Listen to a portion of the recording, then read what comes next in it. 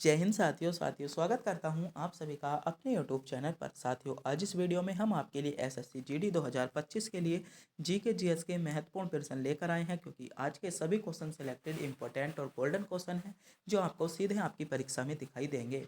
तो बिना टाइम गवाए करते हैं वीडियो को स्टार्ट। आपका पहला क्वेश्चन है, इंग्लैंड में अंग्रेजी भाषा कब बनी? तो इंग्लैंड में अंग्रेजी भाषा जो थी राजभाषा कब बनी, ये क्वेश्चन आपसे पूछा गया है। तो इंग्लैंड में अंग्रेजी भाषा जो राजभाषा बनी थी आपकी 1162 में बनी थी, वो 1362 में बनी थी। आपका पहला विकल्प यहाँ पर आपका करेक्ट जवाब हो जाएगा। दूसरा क्वेश्चन देखते हैं। दूसरा क्वेश्चन है आपका, कपास के लिए कितने डिग्री तापमान की आवश्यकता होती है? तो मेरे प्यारे साथियों, जो कपास के लिए जो तापमान की आवश्यकता होती है वह आपकी 20 डिग्री सेल्सियस से 30 डिग्री सेल्सियस तक आपकी आवश्यकता होती है, यानी पहले विकल्प में आपको दिया गया है। पहला विकल्प यहाँ पर आपका करेक्ट जवाब हो जाएगा। अगला क्वेश्चन देखते हैं। अगला क्वेश्चन है, सासी भारत के किस राज्य की जनजाति है? क्वेश्चन आपसे पूछा गया है, सासी भारत के किस राज्य की जनजाति है? तो मेरे प्यारे साथियों, सासी जो राज्य की जनजाति है वह आपकी राजस्थान राज्य की जनजाति है, यानी राजस्थान राज्य आपको विकल्प 4 में दिया गया है। चौथा विकल्प यहाँ पर आपका करेक्ट जवाब होगा। अगला क्वेश्चन देखते हैं। अगला क्वेश्चन है आपका, नर्मदा नहर परियोजना किस राज्य से संबंधित है? क्वेश्चन पूछा गया है, नर्मदा नहर परियोजना किस राज्य से संबंधित है? तो मेरे प्यारे साथियों, जो नर्मदा नहर परियोजना है वह आपकी हरियाणा राज्य से संबंधित है। आपको पता होना चाहिए। हरियाणा सॉरी आपकी कौन से हरियाणा से नहीं है, ये राजस्थान राज्य से है। किससे है? राजस्थान राज्य से संबंधित है, आपको पता होना चाहिए। अगला क्वेश्चन देखते हैं। अगला क्वेश्चन है, महासागरों में सूर्य की किरणें अधिकतम कितने मीटर की गहराई तक जा सकती हैं? क्वेश्चन पूछा गया है, महासागरों में सूर्य की किरणें अधिकतम कितने मीटर तक की गहराई तक जा सकती हैं? तो ये किरणें 183 मीटर तक की गहराई में जा सकती है। 183 विकल्प 4 में दिया गया है। चौथा विकल्प यहाँ पर आपका करेक्ट जवाब होगा। मेरे प्यारे साथियों, अगर आप भी इन क्वेश्चनों का जवाब जानते हैं तो इन क्वेश्चनों का जवाब कमेंट बॉक्स में बताना ना भूलें, और वीडियो के अंत में यह बताना ना भूलें आप इनमें से कितने क्वेश्चनों का जवाब जानते थे। और मेरे प्यारे साथियों, हमारे चैनल पर नए हो तो चैनल को सब्सक्राइब जरूर कर ले, क्योंकि चैनल को सब्सक्राइब करने में आपका किसी भी प्रकार का कोई पैसा नहीं जाता, नहीं हमको मिलता। बस हम इससे मोटिवेट होते हैं और आपके लिए सेलेक्टेड से सेलेक्टेड इंपॉर्टेंट क्वेश्चनों के साथ महत्वपूर्ण वीडियो लाने की कोशिश करते हैं। तो प्लीज़ मेरे साथियों, हमारे चैनल को सब्सक्राइब करना बनता है। तब तक के लिए अगला क्वेश्चन देखते हैं। अगला क्वेश्चन है, आपसे क्वेश्चन पूछा गया है, बृहस्पति ग्रह का सबसे बड़ा उपग्रह कौन सा है? क्वेश्चन पूछा गया है, बृहस्पति ग्रह का सबसे बड़ा उपग्रह कौन सा है? तो बात करें बृहस्पति ग्रह की, तो बृहस्पति ग्रह का जो सबसे बड़ा उपग्रह है वह है आपका गेनीमीड। गेनीमीड जो है बृहस्पति ग्रह का सबसे बड़ा उपग्रह है, आपका सही जवाब होगा। अगला क्वेश्चन देखते हैं। अगला क्वेश्चन है, भारत में सर्वाधिक चमड़े की वस्तु कौन राज्य उत्पादित करता है? क्वेश्चन पूछा गया है, भारत में सर्वाधिक चमड़े की वस्तु कौन उत्पादित करता है?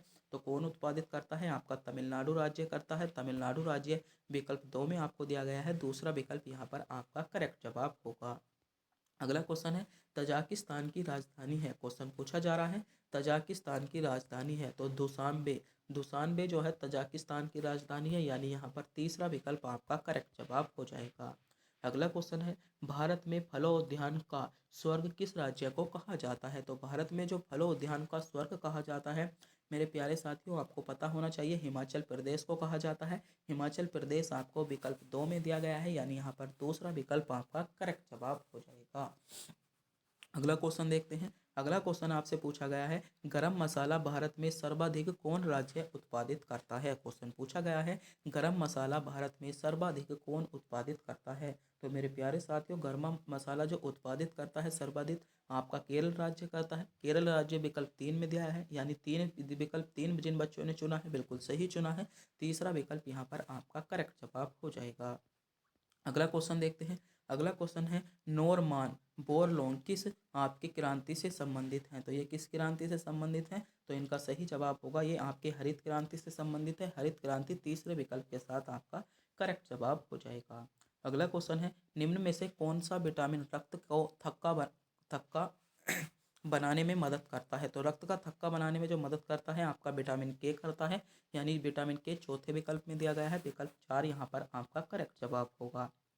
अगला क्वेश्चन है आपका, भारतीय यूनिट ट्रस्ट की स्थापना कब की गई थी? तो भारतीय यूनिट ट्रस्ट जो था इसकी स्थापना आपकी 1900 आपकी आपकी 67 में की गई थी। आपकी कब की गई थी? आपका सही जवाब हो जाएगा। अगला क्वेश्चन है धनुक बाई जो मुंह खोलने की आपकी आपकी कठिनाई है वो आपका लक्षण है, तो वो आपका किसका लक्षण है आपको पता होना चाहिए। ये क्वेश्चन बहुत ज़्यादा पूछा जाता है। तो टेटनस किसका नस्ल है, टेटनस का नस्ल है। बहुत ज़्यादा इंपॉर्टेंट क्वेश्चन है आपका एसएससी जीडी के लिए, क्योंकि ये क्वेश्चन आपसे जो है आपकी एमटीएस परीक्षा में क्वेश्चन पूछा गया था। अगला क्वेश्चन देखते हैं। अगला क्वेश्चन है भारतीय देशीय जलमार्ग प्राधिकरण की स्थापना कब हुई थी। तो भारतीय जो देशीय जलमार्ग प्राधिकरण है मेरे प्यारे साथियों, इसकी स्थापना आपकी कब हुई थी आपको पता होना चाहिए। तो इसकी स्थापना जो कि हुई थी आपकी 1986 में हुई थी। 1986 आपके पहले विकल्प के साथ आपका करेक्ट जवाब हो जाएगा। अगला क्वेश्चन देखते हैं। अगला क्वेश्चन है किस पंचवर्षीय योजना का मुख्य उद्देश्य गरीबी का उन्मूलन और आत्मनिर्भर बनाना था। तो कौन सी पंचवर्षीय योजना का था। तो आपका जो गरीबी का उन्मूलन और जो आत्मनिर्भर बनाना था वह आपकी पंचम पंचवर्षीय योजना का लक्ष्य था, यानी तीसरा विकल्प यहाँ पर आपका करेक्ट जवाब होगा। अगला क्वेश्चन देखते हैं। अगला क्वेश्चन है अंतर्राष्ट्रीय वित्त निगम की स्थापना कब हुई थी। तो अंतर्राष्ट्रीय वित्त निगम जो था मेरे प्यारे साथियों, अंतर्राष्ट्रीय वित्त निगम की जो स्थापना हुई थी 1956 में हुई थी। 1956 पहले विकल्प में आपको दिया है, यानी जिन बच्चों ने पहला विकल्प चुना है बिल्कुल सही चुना है। पहला विकल्प आपका करेक्ट जवाब होगा। अगला क्वेश्चन है कैंसर शरीर के किस अंग को प्रभावित करता है। तो मेरे प्यारे साथियों, कैंसर जो शरीर के अंग को प्रभावित करता है आपको पता होना चाहिए। कैंसर जो होता है आपका किसी भी इनमें से किसी भी आपके अंग को प्रभावित नहीं करता, यानी यहाँ पर आपका सही जवाब क्या होगा आपका ना ही छोटी आंत को, ना ही गले को, ना ही त्वचा को आपका प्रभावित करता है। अगला क्वेश्चन है रक्त का कौन सा भाग गैसों के आदान प्रदान में भाग भाग लेता है। ये क्वेश्चन बहुत ज़्यादा इंपॉर्टेंट है, क्योंकि एसएससी आपका पिछला वाला जो एग्जाम हुआ था उसमें क्वेश्चन पूछा गया था कि रक्त का कौन सा भाग गैसों के आदान प्रदान में भाग लेता है। तो रक्त का कौन सा भाग है आपको पता होना चाहिए, वह हो जाएगा आपका हीमोग्लोबिन। हीमोग्लोबिन आपका आदान प्रदान में भाग लेता है। तीसरा विकल्प आपका करेक्ट जवाब होगा। अगला क्वेश्चन है तितली के आपके लार्वा को क्या कहा जाता है। तो तितली का जो लार्वा होता है उसको क्या कहा जाता है। तो उसको कैटरपिलर के नाम से जाना जाता है। तीसरा विकल्प आपका करेक्ट जवाब होगा। अब अगला क्वेश्चन है लंबाई का मात्रक क्या है। तो लंबाई का मात्रक क्या है। तो माइक्रोन और आपका मिली माइक्रोन दोनों ही होते हैं, यानी तीसरा विकल्प यहाँ पर आपका सही जवाब है। अगला क्वेश्चन है बड़े बंदरगाहों के सिवा अन्य बंदरगाह संविधान के किस सूची में आपके हैं। तो क्वेश्चन पूछा गया है बड़े बंदरगाहों के सिवा अन्य जो बंदरगाह किस सूची में है, तो वे आपके समवर्ती सूची में आते हैं, यानी तीसरा विकल्प यहाँ पर आपका सही जवाब होगा। अगला क्वेश्चन है एक्सरे का आविष्कार किसने किया। क्वेश्चन आपसे पूछा जा रहा है। तो एक्सरे का जो मेरे प्यारे साथियों आपका आविष्कार किया था आपको पता होना चाहिए। एक्सरे का आविष्कार तो एक्सरे का आविष्कार आपका जो किया था मोक्स ने किया था। चौथा विकल्प आपका यहाँ पर आपका सही जवाब होगा। अगला क्वेश्चन है पंजाब राज्य से हरियाणा कब अलग होकर बना। तो पंजाब राज्य से जो हरियाणा अलग होकर बना था वह आपको पता होना चाहिए 1966 में बना था। दूसरा विकल्प आपका करेक्ट जवाब होगा। अगला क्वेश्चन है क्षेत्रीय परिषद के अध्यक्ष कौन होता है। तो क्षेत्रीय परिषद का अध्यक्ष मेरे प्यारे साथियों गृह मंत्री और कोई अन्य मंत्री होता है, यानी यहाँ पर तीसरा विकल्प आपका सही जवाब होगा। जिन बच्चों ने विकल्प 3 को चुना है बिल्कुल सही चुना है। तीसरा विकल्प यहाँ पर आपका करेक्ट जवाब होगा। तो आज के ये 25 क्वेश्चन जो थे आपके एसएससी जीडी के लिए महत्वपूर्ण सेलेक्टेड क्वेश्चन थे।